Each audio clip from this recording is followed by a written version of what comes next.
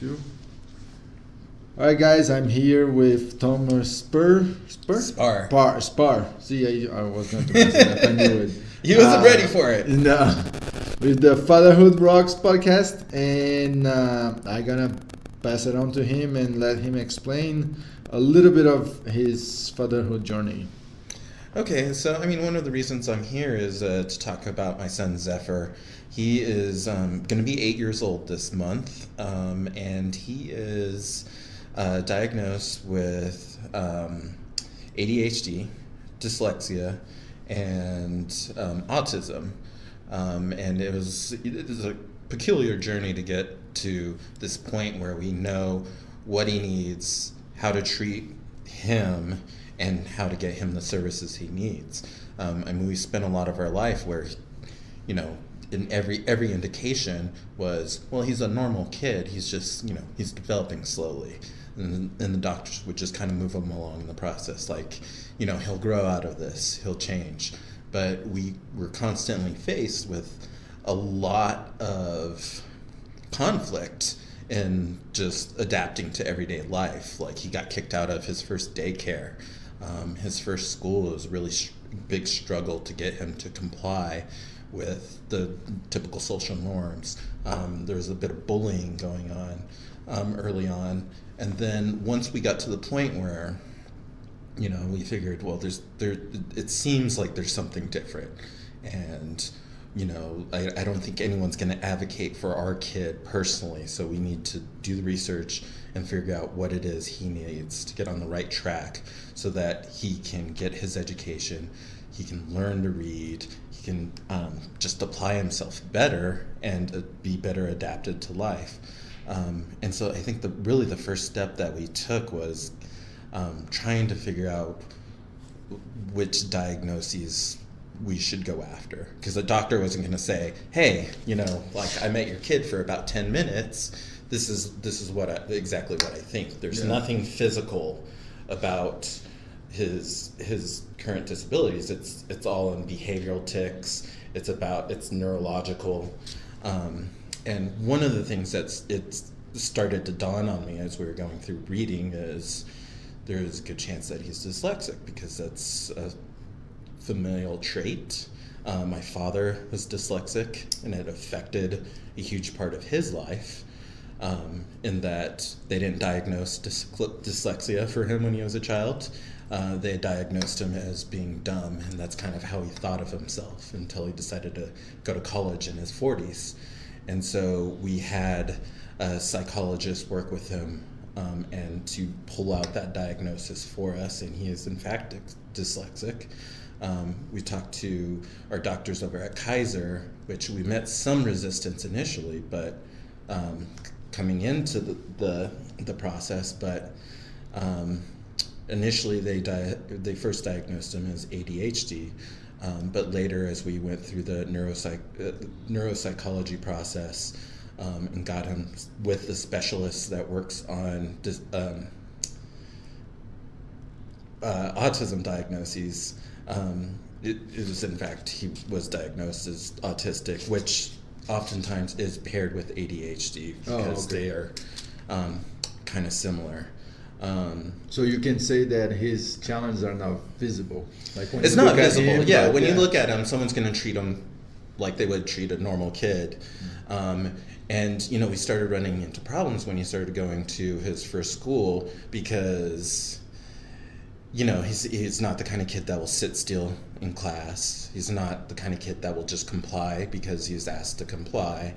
And so it was just kind of hard to get him to do the things that he needed to do in class to be able to learn and not be disruptive towards the class. So they started doing things like, well, we're going to separate him out from the class. So while we have circle time here, Zephyr's going to go sit over here on the edge of the, in the back of the classroom and have his own chair and not be with the group because he's going to distract the group.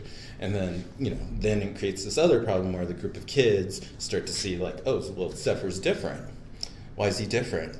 And we started having occurrences of things where he wouldn't even be in class that day. He would get blamed for something that went wrong.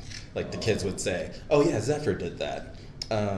I used to volunteer in class. So separating him from the rest of the group was actually a bad choice, technically. Yeah, I mean, if you think about it, Well, yeah, and when you look at the way a lot of schools are trying to structure their IAPs and work with special needs kids, the idea is to put them in a more inclusive environment. Mm-hmm. But since we hadn't identified anything, and I mean, I had no idea what was going on, and I think the teacher was a little deer caught in the headlights. Their solution was like, well, we'll just like put him over here on the side. But then other kids noticed, that created another set of problems. Yeah, it created this other set of problems, and and I'd volunteer in class, and like I'd witness like one particular kid would just like antagonize him the whole day. At one point, I saw in music class, my son was just sitting there, and everyone gets up to go, and this kid walks over directly to him and kicks him. And fortunately, my son's pretty strong, so he grabs the kid's foot, and the kid tries to tell me on my son, like, hey, he's grabbing my foot. But yeah, and it was, I mean, that first school experience was troubling for us because he didn't want to go to school. It got to the point where he didn't feel comfortable there, and we were dragging him in, kicking and screaming, and we just like, what do we do about this? And then the next year we took him out of that school and put him into another school that is a charter school that specializes in inclusive education. Mm-hmm. And socially, huge benefit for him because, a lot of the kids in the class had different things going on, and, they're a little bit more understanding. He didn't seem to like be completely ostracized in terms of who he is or what he needed. The problem came when we were starting to get down to brass tacks and measure academics, because he was just not performing, and we saw regression between his kindergarten year and his first grade year, and that's when we started getting on track with doing an IEP, which is the individualized education. Okay. What's the P stand for? Program? Yeah, probably. And that kind of soured our relationship with the school because, at this point we're getting our diagnoses and we're just being more demanding. Yes. And the school is like, well, our solution to reading is to come back and we're going to do the same curriculum that's not working. We're just going to do it twice as much for him. And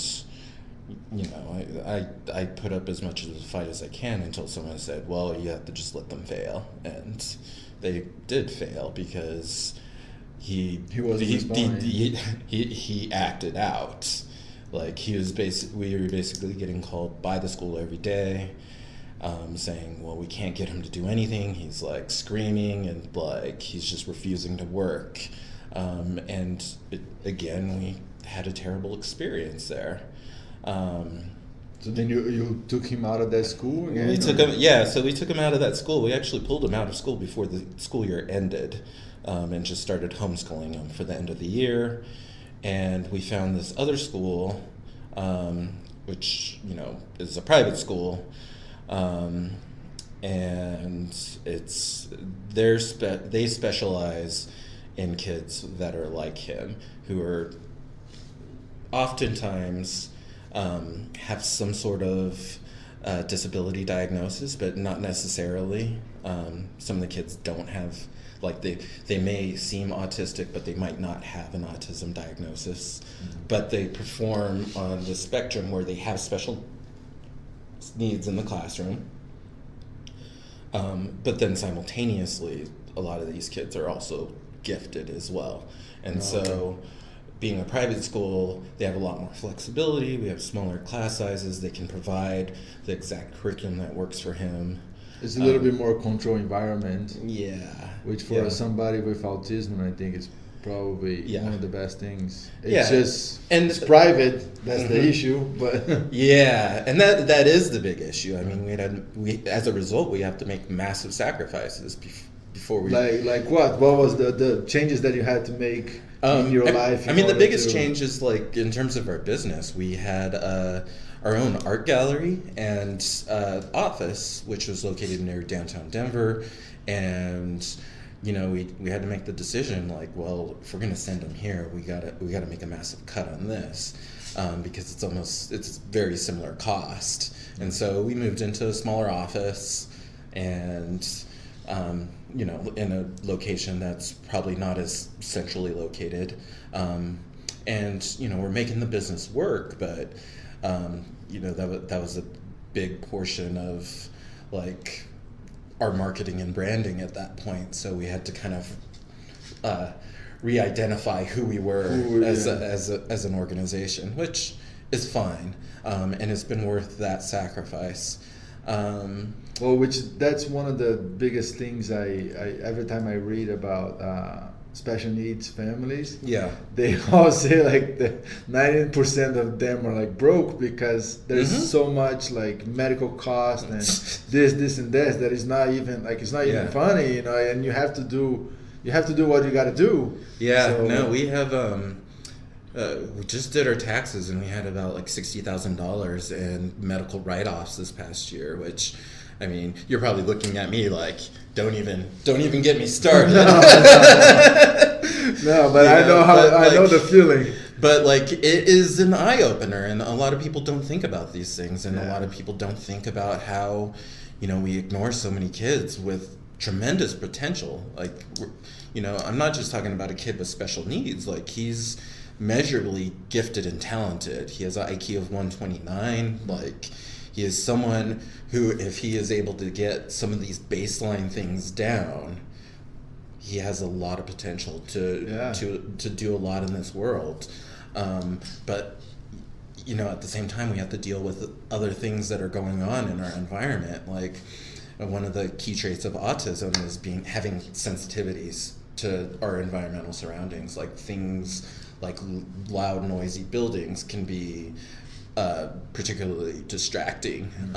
And I also found that last school was, there's a lot of chaos going on, and it was probably harder for him to focus.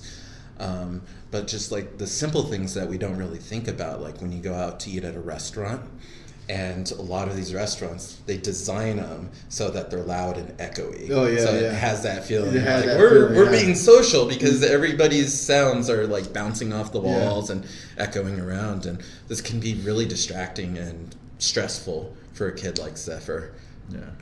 It's I have a little bit of experience with autism because I had two cousins that was autistic, and I trained a kid with autism for triathlon. But like once they get like what they like, and it's like it's unbelievable their potential. Like this kid, he started training for triathlon, and like when I saw the kid was like, he was getting so fast, and he actually became, I think he became state champion in South Carolina.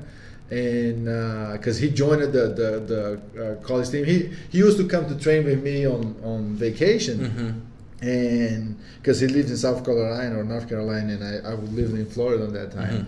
But like each year that I saw him, he was getting faster and faster, and he was so dedicated, and like his nutrition, everything was into plan. And I think he's about to get a scholarship in a college. But like we don't explore that potential, and sometimes like little changes like this, it can make a huge difference, right? I mean, and they definitely do get hyper focused on various things, and as long as you can focus on a good thing, I guess, right? It can be like very, very good for everybody. Definitely. I mean, right now a lot of like what Zephyr is focused on is he gets fixated on his video games. He gets fixated on like certain movies and certain things. But I mean, as he gets older, he's talked about like how he wants to do like weight training. He wants to be he wants to be big and muscular. That's awesome. And so it's cool, and it's cool to kind of explore these avenues with them. It's not. it's not how I like initially anticipated parenthood. I was thinking like, well, maybe he would like all the things I like, and like, you know, like maybe we can go toss the ball together. It's like, no, I don't want to throw a ball around. Like let's do the things that I want to do. And like, you know, like now I'm like sitting in with him and we're learning computer programming together because he wants to be like involved in video games, and he has video games where he wants to design video games. And that's pretty cool. Yeah, and it's just like it's wild given that, you know, he's 7 years old, he's gonna be on 8, and like he's just like got this hyper focus on this thing that he wants to do. So you said that he's almost 8, right? Yeah. And when do you got the final diagnosed for him? It was this past year. Oh, gosh, I should have like thought about this timeline. The final diagnosis so dyslexia came November of 2017, and then ADHD was like right after that in December of 2017.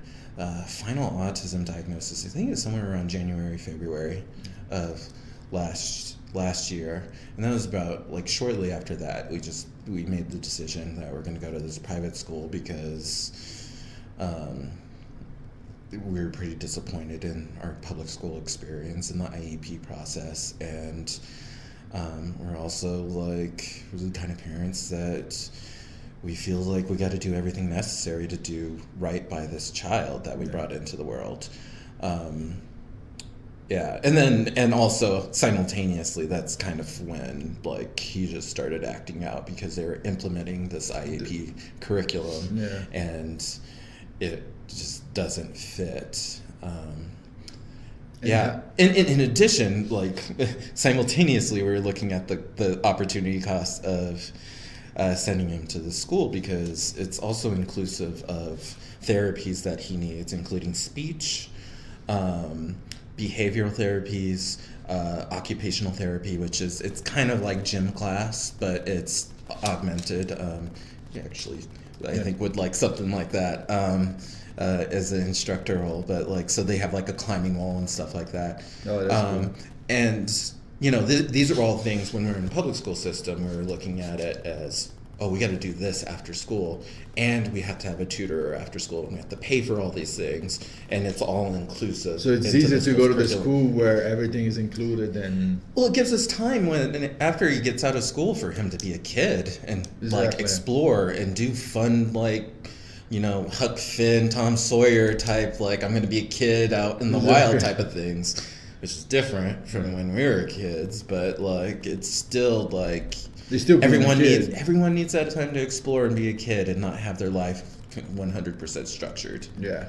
Now, how was to get the diagnosed? I know, like, you probably were battling for like a few years before you got it. Well, but how did that affect you? I mean, the IEP, like, just to get the IEP originally started it took us well over a year. I mean, we brought it up. We first got a test when he was in ECE4, the pre-K program, and he tested slightly too high to move further on in the process. And then kindergarten, we brought it up again at the new school, and we're kind of ignored. And then we brought it up again at the beginning of the year when we were looking at how much he regressed between that kindergarten and first grade year. Once we got it started, it was like November, and I don't think the IEP was even finalized until February. Simultaneously, like the autism diagnosis, like we started talking to someone about this like back in August of 2017, and the first doctor we went to basically took one look at him and said, well, why hasn't he been diagnosed yet? Like, usually they're diagnosed by this age, which is not true. Basically was, you know, put us off and said, like, well, I think you guys, like, need to look at other avenues. So we switched doctors, went to someone else who was more of a specialist in pediatrics, and we came more prepared. Like, this is why we think that we want to explore autism diagnosis, and like these are the reasons. Like he does this, and this, and you know the pediatrician was like, well, yeah, that sounds like there are definitely some signs there, and this is something we should explore. And from that point to get to a specialist that had the time for us to come in was, oh yeah, now sorry, I think I misremembered the timeline. The actual diagnosis didn't come until May 2018, so we started the progress like August 2017, and then it didn't come through until May 2018. And in the meantime, my wife obsessed over this constantly, to the point of detriment to our own business for a while, but we've recovered from that. And then the dyslexia diagnosis, no one actually does those. Well, you can't get that done through a medical health provider. It's something that is often ignored in IEP processes in terms of getting a diagnosis. So we paid a psychologist that specializes in, provided a test, and was able to say this is, he also is dyslexic, which is also interesting because we, in dealing with school and dyslexia, is that at least this school just didn't want to recognize it. They didn't want to put the term in the IEP, and I had to basically threaten legal action and cite the law, whatever it is, IDEA, that they use for public education, and basically say this affects how he learns, and we should be using this in his IEP, and it in fact should be can be put in an IEP document. That's crazy. So it is crazy, but that didn't take us long to get once we started thinking that is a potential symptom, because we went outside of medical insurance processes or school processes. So you went to a private provider, and we happened to find one that was available to do it almost immediately, whereas we did find other providers that we signed up with initially that were about 8 months out in terms of doing the diagnoses. Yeah. That's probably the waiting, and because the diagnosis, yes, is a label, but it's a label that helps you understand a little bit of his world, the same thing was with my son. We were in the NICU. It was different because we didn't have much choice, but in the NICU we stayed a long time, trying to understand, and every single test was coming down negative, and you were okay, let me understand a little bit of what's going on. So it gives you a framework with what you're working with, and to be able to how you can understand in your own mind, because for me, school was a breeze. I was a straight A student. It came easily. I never had to study until college, and for me, I just why is this so hard? Why are you avoiding learning? Because there was a lot of avoidance behavior. He would act out so that he didn't have to be embarrassed by trying to read in front of the class. A defense mechanism that he had, right? Yeah. Just okay, let me just not do this so I don't have to it's deal with it. Hey, look at this, I'm going to do this. Yes, exactly. And so for me to be able to better understand what he needs, having these labels are extremely useful, because it gives me a framework with how am I going to approach them? How should I seek out medical attention? How should I seek out the right type of educational environment for them? Those types of things. And it's a lot easier than being well, I'm like this, so you should be like this, which is, we run into that so much in the world, right? Yeah, in the world, and especially on the parenting world, a lot of the parents, me as a coach, sometimes I feel a lot of the parents put their dreams into the kids, forcing them to like, hey, let's say I didn't play basketball that well, but you have a chance of playing, and they make everything like you gotta be super competitive. And the kid just doesn't want to do that, you know. Like you gotta let him find his own way, you know. Yeah, and I mean that's important. Like that's something I really wanted to bring up is just like how cruel other parents can be and like how judgmental. Like, oh my God, you know, like for me, like, and my wife. Probably more so for my wife because everyone's crueler to mothers and have higher expectations of them. But like, you know, they're seeing this kid who's like freaking out about something or he's like not acting in a compliant behavior and like they're automatically looking at you like, yeah, I'm a better parent than you. Exactly. Like, I got my stuff together, and I think your case is a little bit different because you don't see it. Yeah. In my case, I pop up with a wheelchair, which is still like a lot of the parents, and I totally agree with you. The parents are like sometimes are the worst because they look like you or whatever.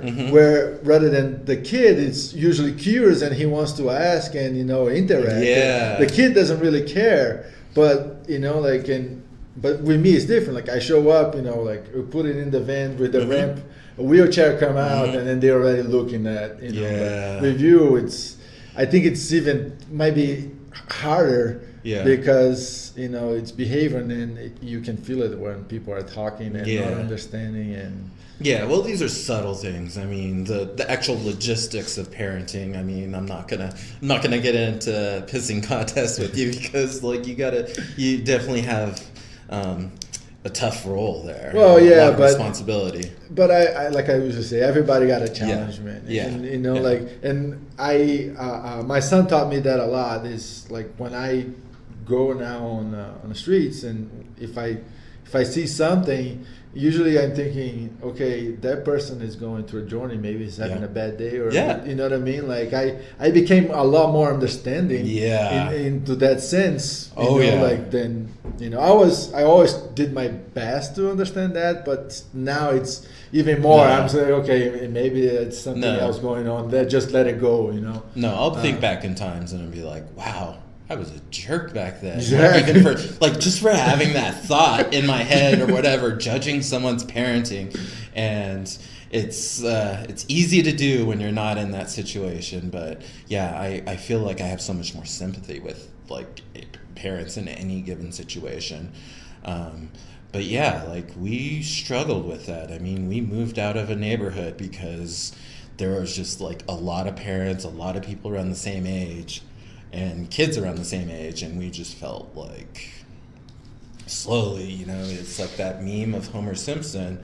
He's just like backing up into the bushes. Yeah, exactly. Parents, people would like be around us and just kind of like slowly distance themselves, because our kid is not like a great match to play with their kid, or our kid is a little bit more difficult to deal with, and like they just don't want to be around them, or they think that their kid is gonna like somehow learn to be like less of a good kid from being around our kid. Parenting world is judgmental. It's tough, and do you, based on that, did you lose any friendships? Oh yeah. Quite a bit. Well, I mean, it's strengthened a lot of our relationships more than has pulled us apart. I mean, we know who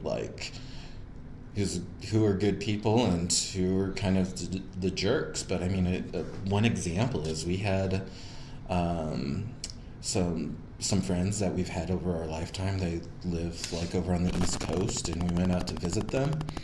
And the whole being in this environment, like outside of his home, he was like 3 years old at the time, and he started resorting to behaviors that he hadn't exhibited in a while. Like he used to bite a lot when he would get stressed out, like because he was nonverbal for almost 3 years.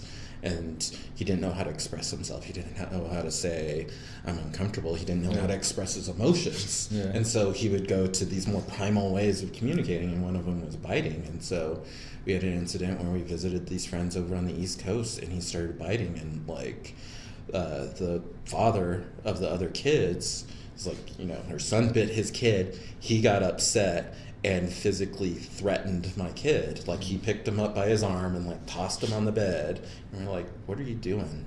That's like, we don't parent like that. That's crazy. And they were just like, well, whatever, you know. And the wife was like, well, when I was a kid, my mother would make us bite down on soap if we bit one of our siblings or something like that. And it's just like, no, that's child abuse. Like, Exactly. come on. And like, basically it was left up like, if you disagree with us, like, we cannot be friends. Like, this and is... he's 3 years old. I mean, he's 3 years old. How to express himself. Yeah, you know? regardless of needs, regardless of the fact that like we did or didn't know like what like disabilities that he might have, he's a 3-year-old boy. Like, there needs to be compassion for kids at that age, no matter what, and a lot more patience. And I'm sorry that your kid, who's 2 years older than him, got hurt, but I mean, we don't deal with slights against our child with violence. Exactly.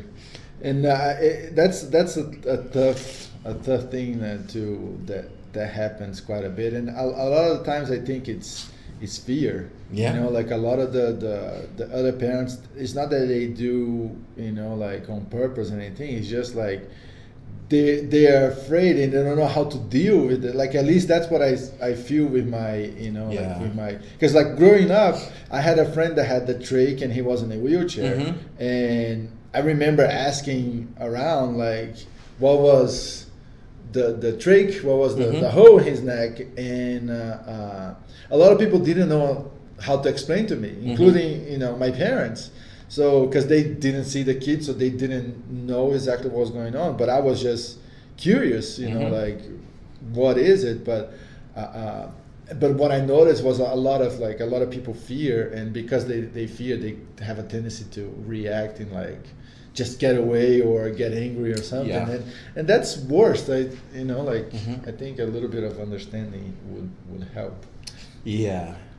Now, like, when it comes into fatherhood and you got your diagnosed, how did it affected you? Like, what was your first like reaction? I know it's a hard question, but and plus, like, you were dealing with for a few years trying to figure out what it was. But well, by the time we got the diagnosis, like, and the doctor told me this, it's like, oh, you guys are like, usually people are a bit more floored by this, and it's like, well, no, we've come to this conclusion already. We're just like at that point, I was going through the motions just to get the stamp. This is what it is, and to access like the services that we would be entitled to through our insurance provider, and so at that point, you know, I had gone through all those stages, like whatever you want to call it, grief, denial, acceptance. You know, we've gone through that process. So by the time you had the doctor saying like, yeah, he has autism, you already went through the whole process. We already went through the whole process, you know, and like, I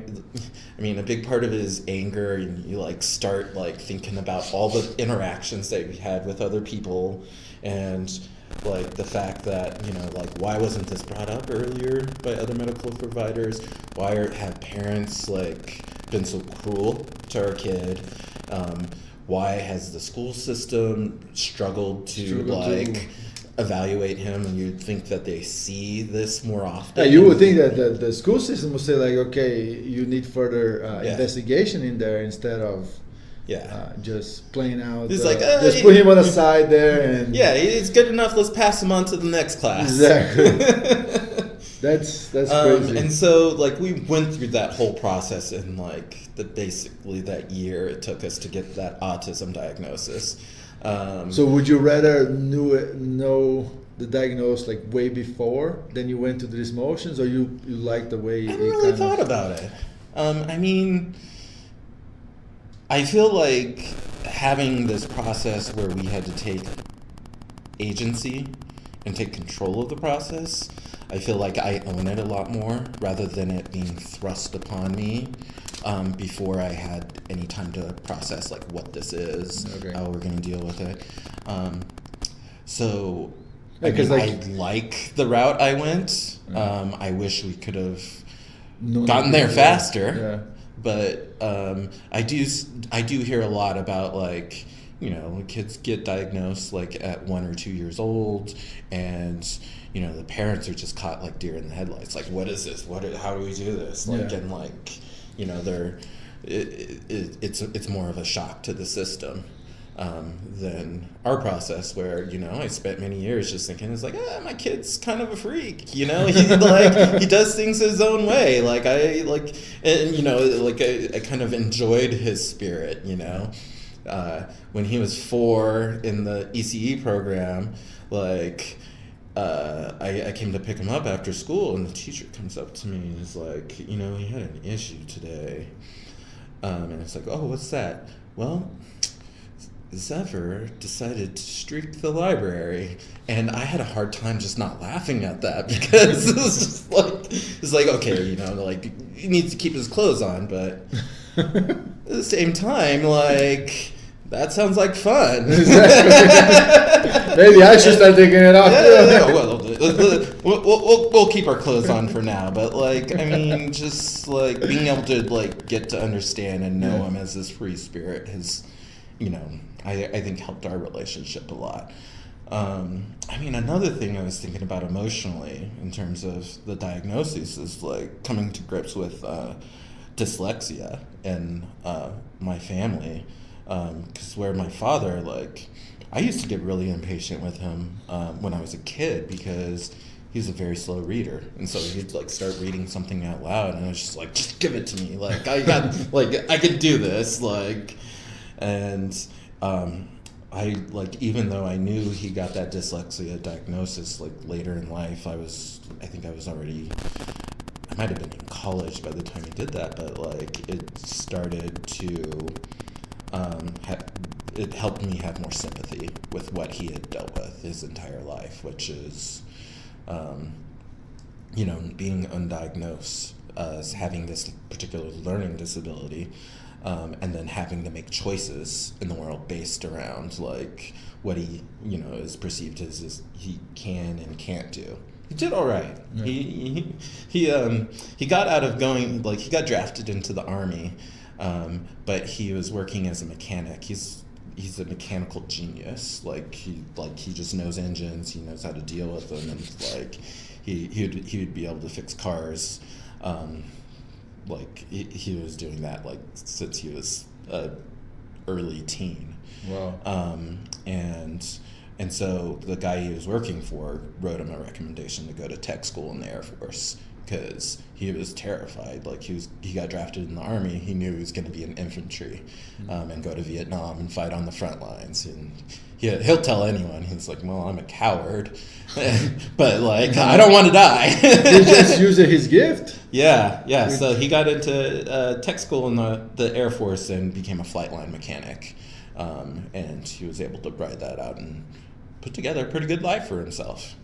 That's cool. But yeah, like it's you know, bottom line is like I used to kind of think of him as like, well, he's kind of dumb, and like now it's like, well, no, he's brilliant.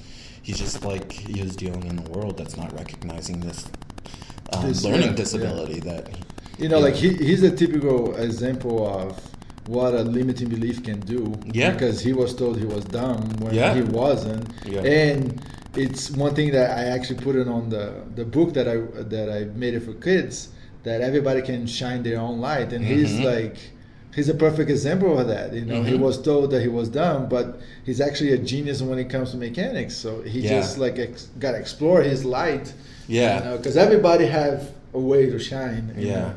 And I mean, we think, like my wife and I think about this a lot. There's so many, like I think it's either 1 in 4 or 1 in 5 people are dyslexic, really? But yet the rate of diagnosis is like much lower, and a lot of people just go through school thinking, there's just something wrong with me, and that leads to a lot of other issues like depression. There's a high rate of suicide in people that are undiagnosed. And if you think your entire life that you had yeah. something wrong with you or Yeah. you're dumb, of course, gonna create some depression. And Yeah. my Yeah. brother was actually diagnosed with dyslexia, Yeah. and he became a pilot from Continental Airlines. That's awesome. Yeah, so it's like, and I had a college professor too that was dyslexic. Mm-hmm. He was saying the first day in school, so like sometimes I would be teaching math, I would skip some stuff, Mm-hmm. but just warn me and I'll come back and fix it. And Mm-hmm. like we all understood, and Yeah. he was a pretty good professor. So. Yeah, that's amazing. And we actually, when we got the dyslexia diagnosis, one of the things that we did is we told our kid, we told him, it's like, well, this is like who you are, this is how you learn, this is why you're different, and it's okay. Yeah. And we actually made our own children's book for him, and these are famous people who are dyslexic. And that's awesome. yeah. And I'm trying to remember, I remember, the only one I remember that was in the book was Steven Spielberg, but I think Albert Einstein is dyslexic. Yeah. Well, I know one thing. Albert Einstein, he was bad in math. Yeah. Because there is one story that guy comes in with all these calculations and saying like, "Oh, I figured this out," and he's like, "Yo, slow down, because I'm not really good at math." And that guy's like, "What?" Mm-hmm. And I heard this is a true story, but Yeah. and I think he was dyslexic too. But, Yeah. And so, we just went through and looked up like who are all these famous people and what have they done in their lives, and like how, just giving him this knowledge that like this is something that's affecting me, and like I can either let it like dictate who I'm gonna be, or I'm gonna like determine like, no, I'm just gonna advocate for myself. I'm gonna advocate for what I need and be able to overcome this. Because I think life is all about overcoming challenges. Yeah. That's pretty much it. And that's the biggest thing that we're going after with our kids, is like at some point they're going to be adults, and for our child we want him to be in a place in the world where he can advocate for himself and advocate for his needs, which is one of the things that sold us on this particular school, is because they teach the kids how to do that. They only go through 8th grade. And so they kind of teach the kids like, well, if you're going to go to high school, if you're going to go to like a public, typical high school, like this is how you should advocate for yourself. And then they have a transition coordinator that helps them with the process and helps them, their entire 8th grade year, going into their 9th grade year, and they like follow them around their 9th grade year. It's like, are you doing this? Are you asking for this? Are you like making sure like this happens? And they kind of ride them and like make sure that like they're going to be able to have a successful transition into a normal school, which you also hope is going to help them better situate themselves if they go to college or when they're out in the workforce. Excellent. Doing what they need to do. Cool. Now I have one final question, which is usually the hardest one. Okay. So, besides tripping in the library, what is the thing that your son does that you like, oh my God, Fatherhood rocks? It's like something that he does that you like, this is just beyond amazing, something that, it could be something that is particular that only he doesn't matter. Like, what is something that you look at it like, oh my God, this is like, it's put me on the top of the world? Well, I mean, right now, and I'm basking in like this, like the journey that we've had over the past 2 years or so to kind of get him to this point where we know what he needs, we know how to advocate for him, and we also have him in the right environment for his education. Because it hadn't occurred to me when he was young, before we were sending him to school, he was full of life and he loved music, and he would just dance around. I got videos of him like dancing to like all kinds of stuff, from like the Parks and Rec theme song to like Bruno Mars, and he would like sing along to it, and he would just go wild.